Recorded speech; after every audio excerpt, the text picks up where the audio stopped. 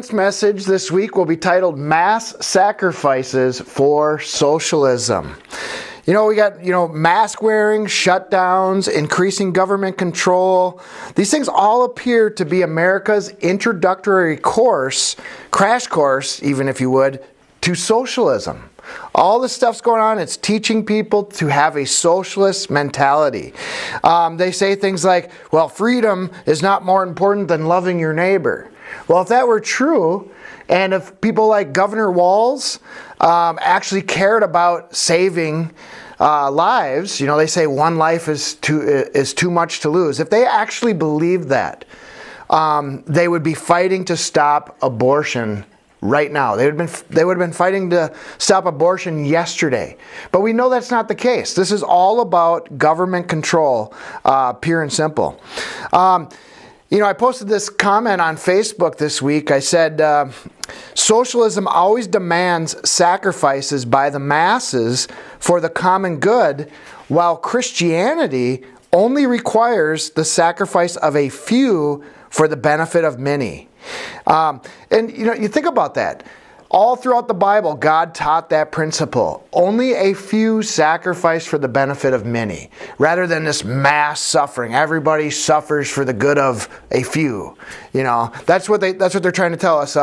You might not get sick and die from COVID-19. You might only get the sniffles, but you could be passing it on to somebody else, and you could kill somebody by living your life. And they make you feel guilty for wanting to be free, and so forth.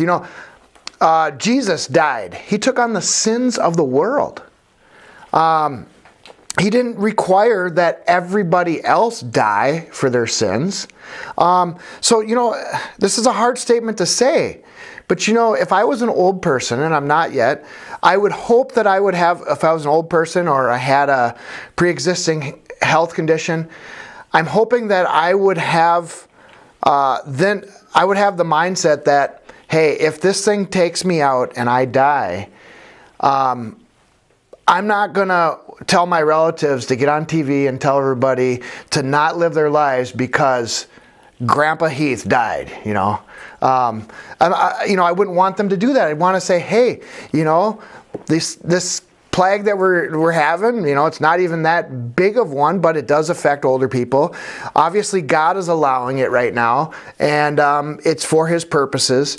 And we just have to accept what happens. We can't make everybody else. That's kind of a selfish mentality, is saying, I want everybody to stop for me because I'm scared or I'm vulnerable. That's just not what we've ever done in America. You think about all the sacrifices that our soldiers have made. It's always been a few for the many. You think of the Revolutionary War. You think of the Pilgrims coming here. It was always people willing to sacrifice for others, but not so everybody should suffer. That's totally different. That's totally different. But what socialism really wants, really at the heart of socialism, is it's not that they really want, it's not that they really care about these old people and people that are dying. What they want you to do is sacrifice your life so they can live a life of luxury and power. So really what they're requiring is you guys, you little people, all you working people, you sacrifice so we, the elite, can live high on the hog. And that's what it's all about. All right, let's get into some points here. It's interesting. The socialists even admit, I like to call this COVID-19 the commie virus. We hear that it's the Wuhan virus or the China virus. That's true, but it's being used to bring communism to America. So it's the commie virus. And the socialists and the communists actually agree that this is benefiting them. This is from a socialist website called the Jacobin. They say maybe masks really are a socialist plot by Liza Featherstone. I don't know if it's Liza, if that's short for lesbian or something, but all right, I'll get serious here. The fight over pandemic prevention isn't just about surviving the coronavirus. It's about our potential to build a more collective and compassionate society. Despite Donald Trump's absurdities, most Americans are ready and willing to adopt, how do you say that again? Say it again? Okay, that one's a tongue tire for me. It's like solidarity. Yeah, I can say solidarity, but I haven't came across that one yet. All right, measures, okay? In other words, everybody must now have this mindset that, you always hear this, we're all in this together. Oh, hey, Governor Walz will get on and say, hey, I'm not shutting this down. It's the coronavirus. It's not me. The numbers don't lie, and he rigs the numbers all in his favor to justify his power. Tyrants always think about this. Has a tyrant ever sat up there and said, "I'm doing this to hurt you. I'm doing this for my own glory"? No, they say, "I'm doing this for your safety. I'm doing this for your benefit." Okay? They never get up there and just admit what they're doing. In this article, it goes on to say, socialism also demands and nourishes a shift toward a more collective consciousness.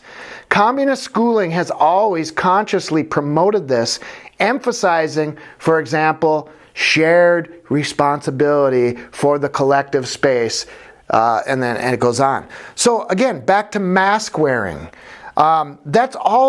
That's even Governor Walz admitted it's not really. He doesn't say it now, but before people were saying that masks really don't help prevent coronavirus. But they say, well, it's the psychology of it. And what they mean is, if everybody's wearing it, maybe some might think of it this way: if everybody's wearing it, then everybody's more careful. They might just have that. But others, the socialists, and I believe Governor Walz is definitely a devious socialist that puts on a good guy face and throws up numbers to make you believe everything he's saying. They know that it is brainwashing the people to have a socialist mentality. It's causing you to obey. Okay? Obey the narrative that if I wear this mask, I'm protecting other people. I'm protecting other people, and I'm a good person. If I don't wear the mask, I'm an evil villain that should almost just be eliminated from society. Okay? And then you see things like this: keep calm and protect your friends. Again, if they really cared about protecting the vulnerable, they would save those unborn babies, that many more are killed from that than they are from coronavirus. They would save them from the abortionist knife. But they don't care about that. They don't care about lives. They're hypocrites. They're liars.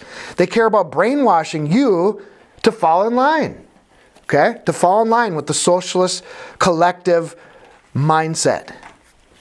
I don't know who this guy is, but my wife shared this with me. It was reposted by a libertarian group on Twitter, and I cut it off. I can't remember the name of it, but whatever this guy's name is, Zuby, he says it took less than 6 months to brainwash millions of free people into believing that going to work, going to church, having fun, seeing family and friends, and showing your own face in public are all selfish acts that literally will kill people. Okay? Think about that. And these goody two-shoes that just want everybody to love them, they want to obey, they want to follow, because they want to be looked upon as a compassionate, nice person, And that's how they get people. And then the rest of us that actually really do care for people, and we know what's going on, we look like the big meanies that don't care about people, And we can't even break through to them that this is nonsense. It's a socialist, communist takeover, without them thinking that we're an absolute crazy nut or a weirdo or something. They'll say, well, the numbers don't lie. Governor Walz says the numbers don't lie. This is science. And, that's all they can think of. All right, let's get to a couple scriptures related to all this. Talked about how, even the chief priests that had Jesus murdered understood the concept that one man should suffer for the nation rather than the whole nation suffering for the few. And now, I mean, these Christ murderers back then understood that. But now, people have this idea that we can all suffer for the common good. But that we know that, if you really want to get into the numbers and science, if everybody's suffering for the common good, if we took the numbers on the economy and whatever else, that doesn't add up. Because if everybody's suffering, that's just going to bring misery. That's not going to lift anybody up.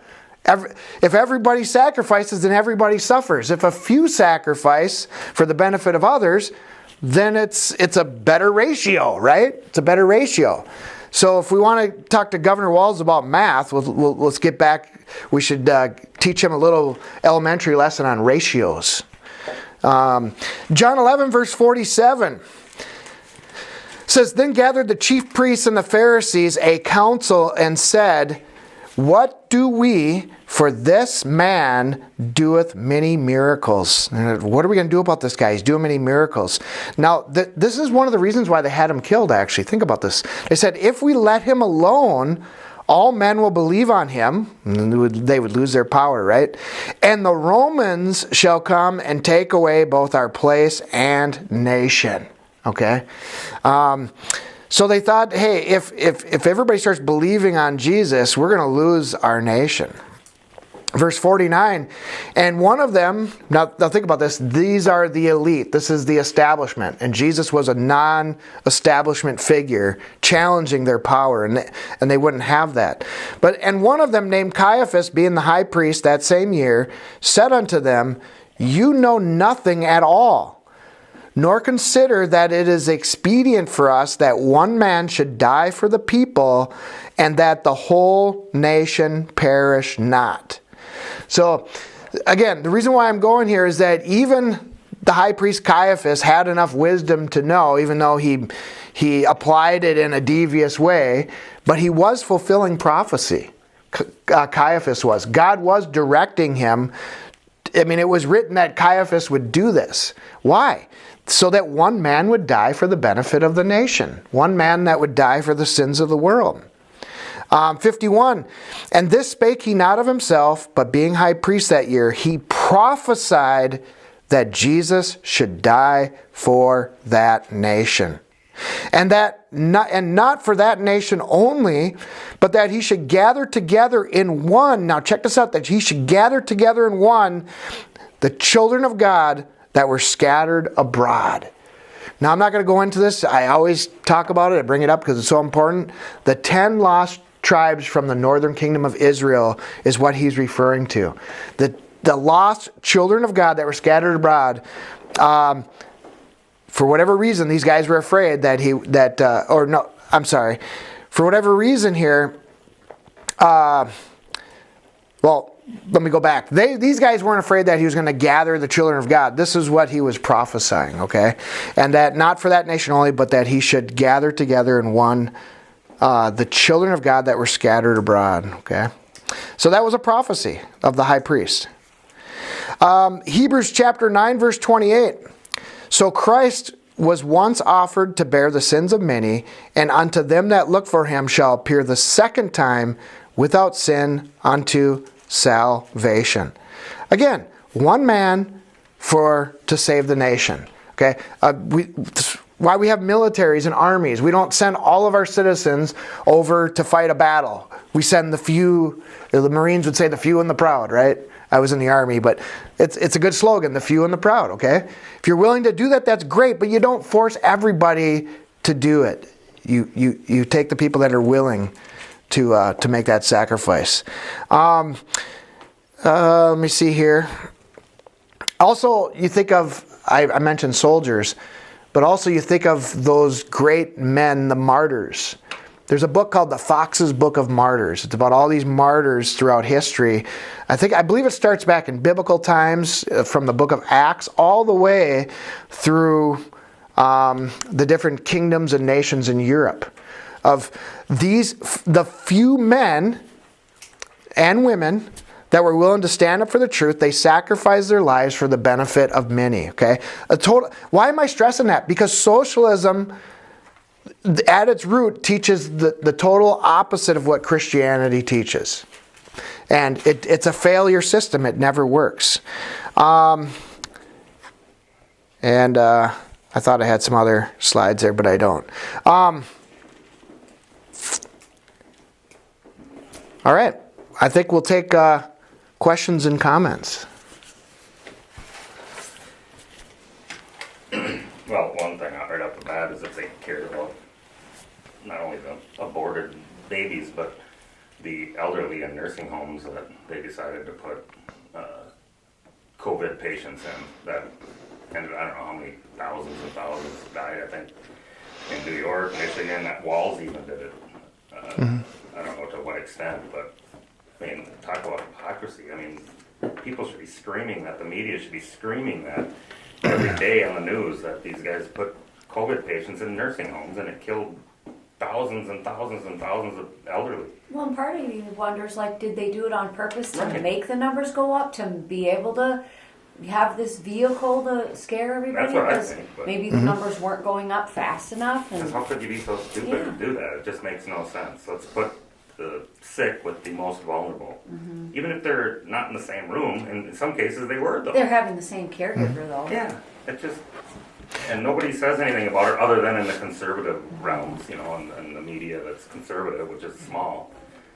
It blows my mind. And people are just fall for it. Well, think about this. The Democrats are in bed with the Chinese. The Chinese let the virus go. The Democrats get their mail-in votes to help cheat. They get to promote mask wearing, and all these dictatorial governors take unprecedented power over the states. This whole thing has got to be planned. It had to have been planned and orchestrated.